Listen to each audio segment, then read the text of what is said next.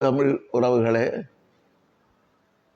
நான் உங்களிடமிருந்து இன்றைக்கு சந்திக்க போகின்ற சந்திப்பு இதுவரை காலம் இருந்த சந்திப்பில் இருந்து இது சற்று வேறுபட்ட விடயம். எனக்கு சிறுநீரகங்கள் இரண்டும் பழுதடைந்து ஒரு மாற்று சிறுநீரக சத்திர சிகிச்சை உட்படுத்தப்பட வேண்டும், இல்லாவிட்டால் உயிருக்கு ஆபத்து என்று வைத்தியர்கள் கூறியிருக்கிறார்கள். இந்த சூழ்நிலையில் இந்த வைத்திய சத்திர சிகிச்சைக்கு இணைய வைத்திய செலவுகளுக்குமாக சுமார் இதுவரை 19 லட்சம் ரூபாய் பணம் செலவாக இருக்கின்றது. பல்வேறு விதமான பரிசோதனைகள் அந்த சிறுநீரகத்தை கொடுப்பவருக்கும் வாங்குகின்ற எனக்கும் பொருந்த வேண்டும். பல மாதங்களாக பல்வேறு விதமான சோதனைகளுக்காக சுமார் 19 லட்சம் இருக்கிறேன். இன்னமும் அந்த சத்திர சிகிச்சை ஏனைய செலவுகளுக்காக சுமார் 70 லட்சம் ரூபாய் தேவைப்படுகிறது. உங்களுக்கு தெரியும், என்னுடைய 50 வருடத்துக்கு மேற்பட்ட அரசியல் வாழ்க்கையிலே சொத்து சேர்க்க வேண்டும் என்ற எண்ணம் எனக்கு சிறிதளவும் இருக்கவில்லை. 2 தடவைகள் பாராளுமன்ற உறுப்பினராகவும் 1 தடவை மாகாண சபை உறுப்பினராகவும் இப்போ 2வது தடவையும் நகரசபை தலைவராகவும் இருந்து கொண்டு தேர்தல் திணைக்களத்தினுடைய ஆணையாளர் தேர்தலில் போட்டியிடுபவர்கள் சொத்து பிரகடனங்களை கொடுத்த பொழுது அது மூடிய சில்லில் கடித உரையிலே தர வேண்டும், நீங்களே திறந்த நிலையிலே தந்திருக்கிறீர்கள் என்று மஹிந்த தேசப்பிரிய அவர்கள் சொன்ன பொழுது அவருக்கு நான் சொன்னேன், இல்லை இதிலே திறந்த புத்தகம், நீங்கள் இதில் பார்க்கலாம் பார்க்கலாம் என்று பார்த்து விட்டு தலையிலே கை வைத்தார். 2 தடவைகளில் பாராளுமன்ற இருந்து மாகாண சபை உறுப்பினராக இருந்து நகரசபை தலைவராக இருந்தேன். இருந்தவர் இப்பொழுது ஜனாதிபதி தேர்தல் வேட்பாளராக போட்டியிடுகின்ற நீங்கள் உங்களை காட்டினால் தெற்கிலே இருப்பவர்கள் பிரமிக்க வேண்டும். ஒரு சொந்த வீடு இல்லை, அதே போல சொந்த வாகனம் இல்லை, எந்த விதமான சொத்துக்களும் இல்லாத ஒரு சூழ்நிலையிலே மக்களுக்காக சேவையாற்றுகின்றீர்கள் என்று குறிப்பிட்டதை நான் இங்கு சொல்ல வேண்டியிருந்தது.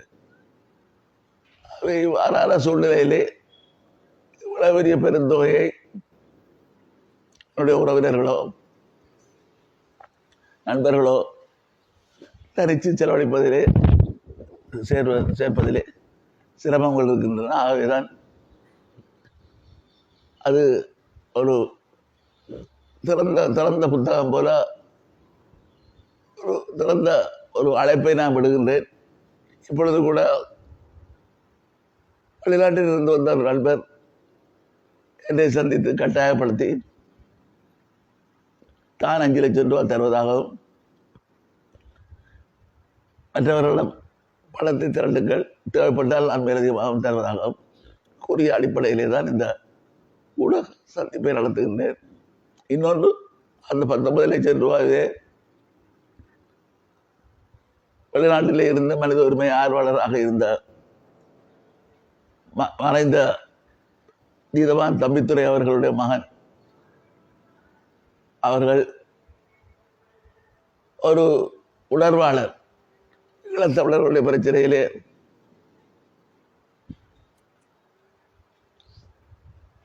சிறு வயதிலேயே தியாகி சிவகுமாருடைய சிலையை திறந்து வைத்தவர், சிறையில் எல்லாம் இருந்தவர், பின்னர் வெளிநாட்டுக்கு தப்பி சென்றுதான் அவர்களுக்கு சட்டத்தரணியாக வந்து செய்தவர். அவர் தன்னுடைய சொந்த பணத்திலே எனக்கு 10 லட்சம் ரூபாவை அனுப்பியிருந்தார். தேவைப்பட்டால் மேலதிக பணத்தை அனுப்புவோம் என்று சொல்லியிருந்த நேரத்திலே ஒரு துரதிர்ஷ்டமான நிலைமை, அவர் அமெரிக்காவிலே காலமாகிவிட்டார். இவ்வாறான ஒரு சூழ்நிலை பின்னணியிலே தான் இந்த பணத்தை அவரே சொல்லியிருந்தால் தேவைப்பட்டால் அரைவாசி பணத்தை நான் தருகிறேன், மீதியை நான் புறப்படுத்தி திரட்டி தருகிறேன், நீங்கள் கூச்சப்பட வேண்டாம், இதிலே ஒளிமறைவுக்கு இடமில்லை, இது உயிர் முக்கியமானது, நீங்கள் இதை காலத்தை கடந்து கொண்டு சென்றால் உயிருக்கு ஆபத்தாக இருக்கும், உங்களை போன்றவர்களுடைய பங்களிப்பு மிகவும் பெருமதியானது. இப்பொழுது கூட இந்த ஆண்டு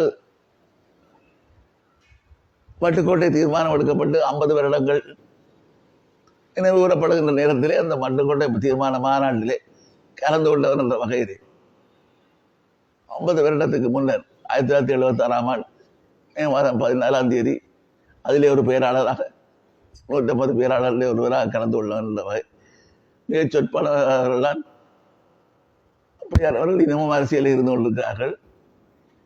அந்த வகையிலே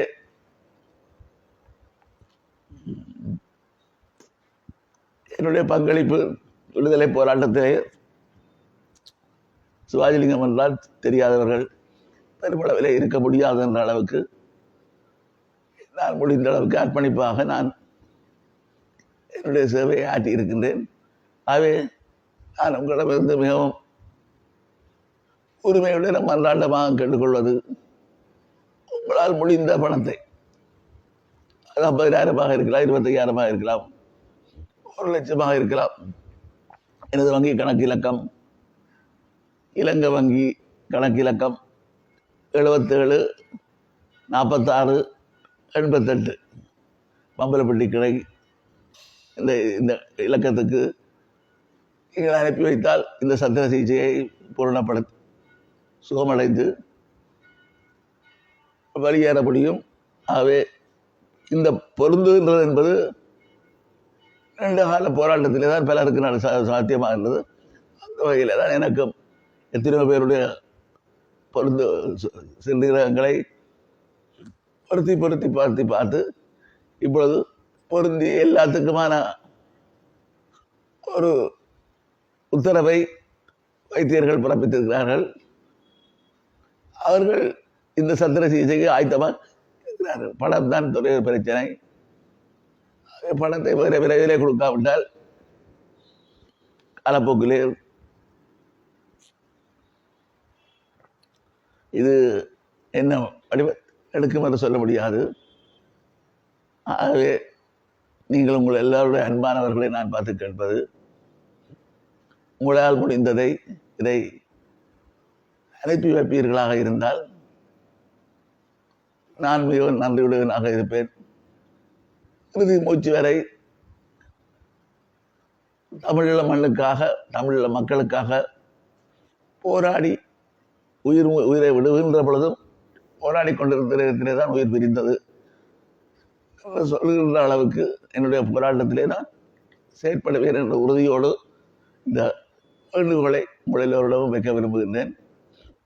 இதிலே இப்பொழுது கடந்த 2 மாதங்களாக ஒரு மன போராட்டத்தின் சந்தியிலே தான் இப்போ பொதுவாக விட முடியுமா, பணத்தை திரட்ட முடியுமா, இது நல்லா இருக்குமா இல்லையா என்று வழிகளை யோசித்தும் எதுவும் சாத்தியமில்லாத சூழ்நிலையிலே தான் இந்த முடிவை யோசனையை ஏற்றுக்கொண்டு வந்து அந்த வகையிலே விமர்சனங்கள் பெரும்பெல்லாம் போகலாம். ஆனால் என்னை பொறுத்தவரை என்னுடைய உயிர் மிஞ்சி இருப்பதே இனத்துடைய விடுதலை போராட்டத்துக்கு தான். எனக்கு வேறு எந்த விதமான நிகழ்ச்சி நிரலவில்லை. ஆகவே அதற்கு உங்களுடைய ஆதரவையும் பொன்னான பங்களிப்பையும் ஆவலோடு எதிர்பார்த்து காத்திருக்கின்றேன். நன்றி, வணக்கம்.